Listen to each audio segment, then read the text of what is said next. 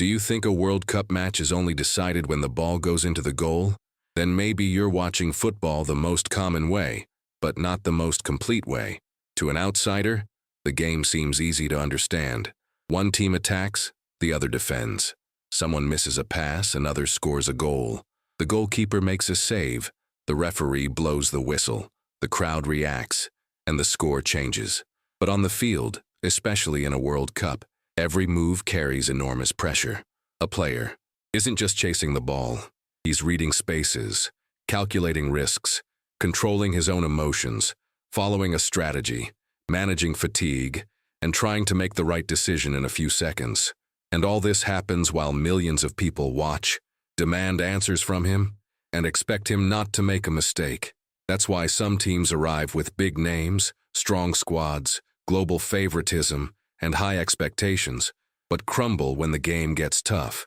And that's also why other teams, even without dazzling throughout, withstand difficult moments, control the match quietly, and emerge stronger precisely when it seemed they were about to fall. The World Cup doesn't just reward talent. It punishes distraction. It punishes anxiety. It punishes poorly positioned teams. It punishes players who lose their composure for 5 seconds. In a short tournament, a small detail can lead to elimination. A late clearance, a foul that wasn't called, a mistimed substitution, or a poorly calculated ball. Exit can change the fate of an entire generation. The most curious thing is that many of these signs appear before the decisive play, before the goal, before the spectacular save, before the penalty, before the celebration. They appear in the team's behavior without the ball, in the posture of the leaders, in the reaction after a mistake, in the calmness needed to speed up or slow down the game. When you start to perceive these layers, watching football changes completely.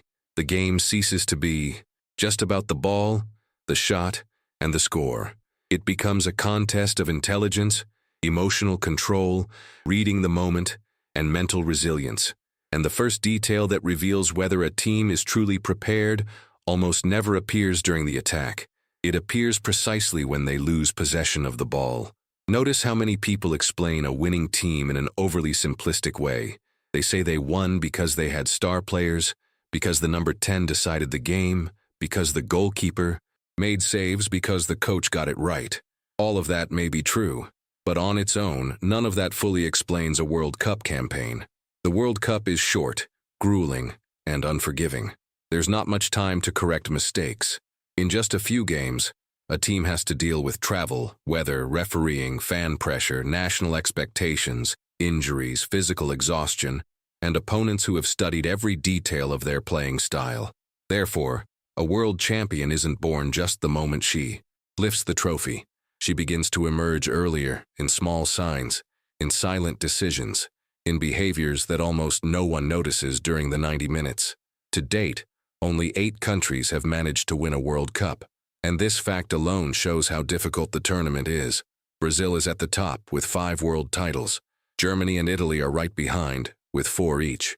Argentina has 3 wins. France and Uruguay have 2 titles each. England and Spain have lifted the trophy once.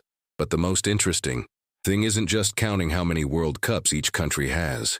It's understanding how those teams got there. The greatest champions in history won in different ways. Brazil enchanted the world across generations, but also had to learn to compete with organization. Germany built an image of consistency, discipline, and composure. Italy became a benchmark in knowing how to endure hardship without losing structure. Argentina transformed emotional pressure into competitive strength. France showed how squad depth, physicality, and speed can decide a modern World Cup. Spain proved that controlling the ball can also be a way to control fear. Uruguay showed that the jersey, courage, and competitive mentality can weigh more than the size of the country. And England, even with only 1 title, carries the historical weight of a team that always enters the field surrounded by expectation. The point is that none of these teams reached the top by mere chance. They all, at some point, understood that a World Cup match has layers. There's the game the fans see, the pass, the shot, the save, the goal. And there's the game that happens behind the scenes, the tactical adjustments, the positioning without the ball, the control of the tempo, the communication between the players. reading the bench, and the reaction after a mistake. It's in this second game that many matches are decided, not just by the most beautiful play, but by the right choice made beforehand. Not only by the player who scores the goal, but by who closed down space, withstood the pressure, prevented counterattacks, and kept the team alive when the game threatened to slip away. And to truly understand this, we need to start with a detail that almost no one pays attention to: what a team does in the seconds immediately after losing possession of the ball. Do you usually notice this moment? Most people don't.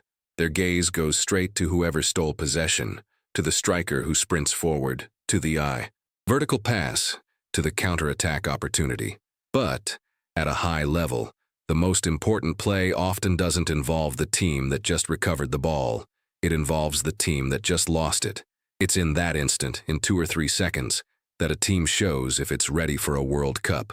Because losing the ball is part of the game. The problem isn't losing. The problem is how the team reacts. Is a player complaining? Is another taking too long to get back? Is the full-back stuck in attack? Is the midfielder not covering the space? Does the defender have to rush out desperately to put out the fire? When this happens, the dangerous play has already begun. Strong teams usually have a collective response. When they lose possession, they don't rely solely on one player chasing the deficit. The entire team adjusts. Those nearby press. Those far away close passing lanes. The midfield closes down space. The defense doesn't retreat in panic.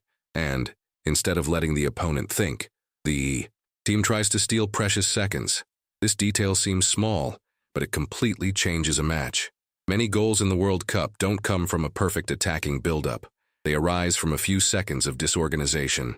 A misplaced pass in midfield, an open area, a player out of position, and suddenly an entire team is running backward, exposed, trying to correct a mistake that has already become too big.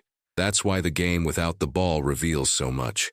A team can have star players, exchange beautiful passes, and dominate possession for several minutes. But if it falls apart when it loses the ball, it's always one counterattack away from collapsing. And the World Cup punishes this kind of fragility. When you watch a match focusing only on who has the ball, you miss half the story. The true sign of strength lies in the cohesive unit, the silent cover, the striker who pressures the defender, the midfielder who closes down the flanks before danger even arises. But defending, well, after losing possession is only part of the control. Because there's another, even more subtle detail. Some teams don't just control space. They control the emotional rhythm of the game.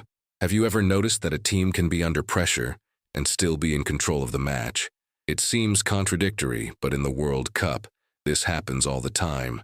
The fan sees the opponent with the ball, corner kicks, crosses, block shots, and pressure near the penalty area. The immediate impression is that the team is lost.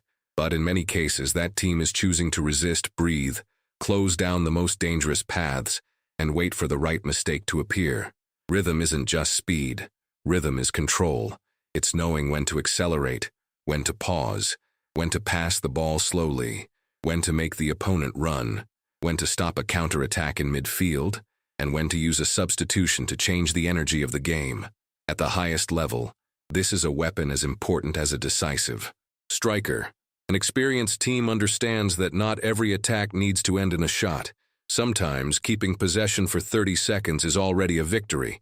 This takes the opponent out of the pressure zone, calms the team down, and makes the clock work in their favor. At other times, the smartest thing to do is to accelerate immediately, before the opposing defense can reorganize.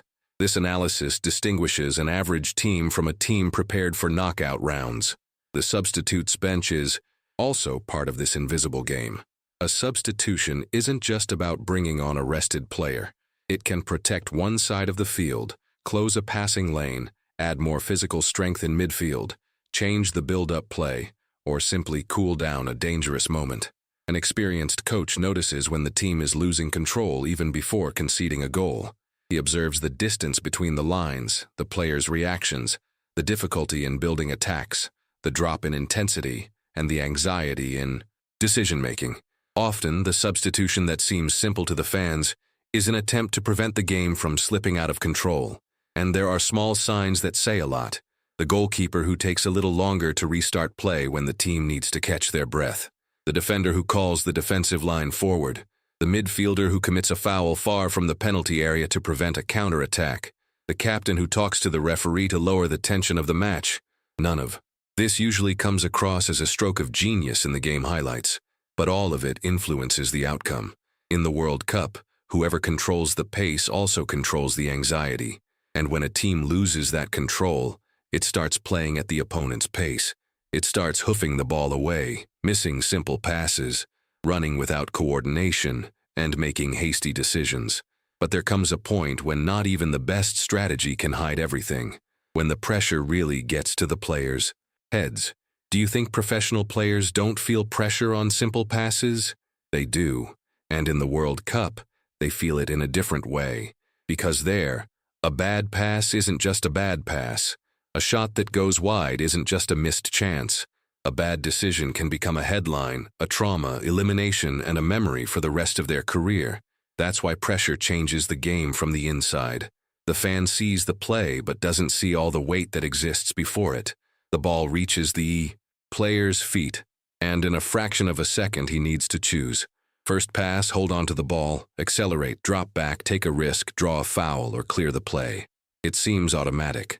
But when it's the World Cup, knockout rounds, a packed stadium, and an entire country waiting, even the most basic decision becomes more difficult. The pressure appears in small details. A defender who previously played the ball calmly starts to hoof it upfield. A midfielder who normally finds passes difficult begins to always choose the safest side. A striker shoots too early. A fullback avoids going forward for fear of leaving space. A goalkeeper takes longer to restart play because he knows that any mistake could be fatal. And what's most interesting is that a team's mental strength doesn't only show when they score a goal. It appears mainly after a mistake. Does the player lower their head or get back into the game? Does the team become disorganized or regroup? Does the captain complain incessantly or call on teammates to take a breath? Does the goalkeeper direct the defense or convey insecurity? These signs show whether the team is controlling the match or whether the match has begun to control the team.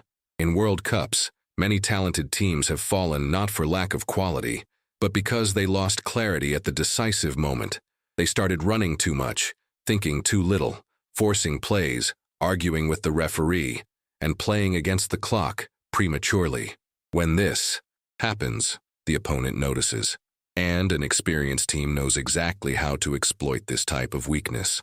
On the other hand, great champions usually have one thing in common. When the game gets tough, they don't rush out of desperation. They breathe, reorganize, make better choices, and wait for the right moment. That's when we understand the ultimate layer of the World Cup. The champion isn't just the one who plays best.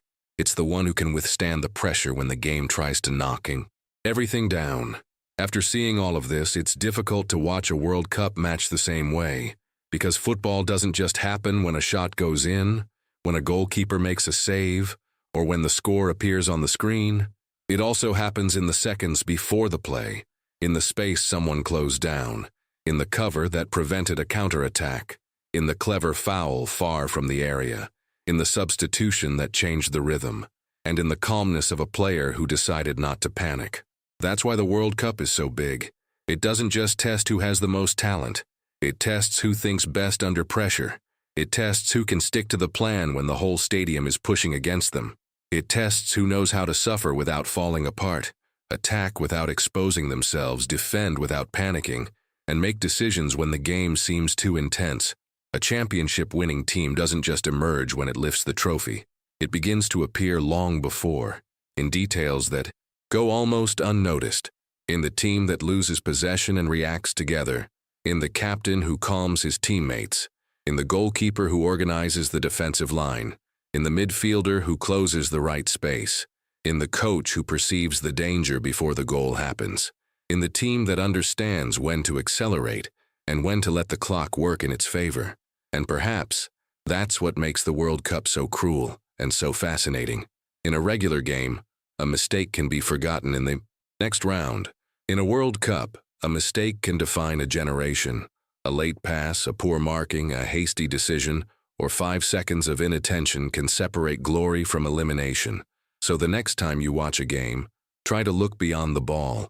Observe the team's behavior when they're not in possession. See who's talking, who's pointing, who's covering, who's hiding, who's taking responsibility. Notice the rhythm, the anxiety, the silence before a free kick, the reaction after a mistake. Often, the real game is hidden in these details, because football is about goals, of course, but it's also about rules, reading the game, strategy, emotion, pressure, and intelligence. And in the World Cup, whoever masters these layers doesn't just play a match, they write history. If you enjoy seeing football from behind the scoreboard, leave a like, comment on which detail you notice most during a game, and subscribe to the channel to follow the next videos.